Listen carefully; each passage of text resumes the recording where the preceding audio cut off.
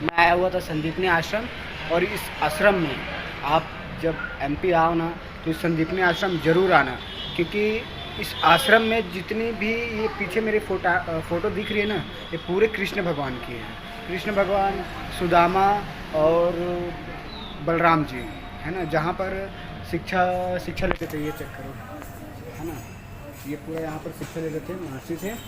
तो यहाँ पर ये बताया गया है कि हम जैसे बाहर में जातिवाद में पूरा बांट दिए हैं। जैसे नाव नाव का काम कर रहा है, सोनार सोनार का काम कर रहा है, और मतलब धोबी धोबी का काम कर रहा है, बढ़ई बढ़ई का काम कर रहा है। और जैसे खाना बनाना, खाना बना रहा है, रसोईया अलग, मतलब एक बोला जाए ना कि सबको बांट दिए। तो यहाँ पर देखने से ऐसा लगता है कि हमारे जो कृष्ण भगवान थे, हमारे जो सुदामा जी थे और जो हमारे बलराम जी थे, उनको यहाँ की सारी विधि उनके जो गुरु थे उन्होंने पूरा टोटल सिखा दिया था। यहाँ पर ये था, मतलब पहले कोई जातिवाद नहीं था। जातिवाद को बांटा किसने? हमारे यहाँ के लोगों ने।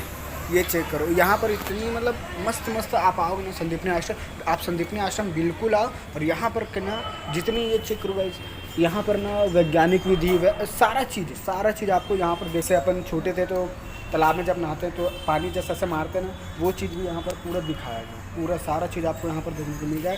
तो जब भी आप उज्जैन आओ तो संदीपनी आश्रम जरूर आना। यहाँ पर बहुत अच्छा चीज़ आपको यहाँ पर देखने को मिलेगा। ये देखो, है ना, पूरा आप संदीपनी आश्रम आओ। और लेकिन इतना है कि आप आओगे ना तो अच्छे से घूमना, संदीपनी आश्रम को अच्छे से घूमना और पूरा पढ़ना, तो आपको बहुत अच्छे से समझ आएगा। तो चलो फिर चलते हैं।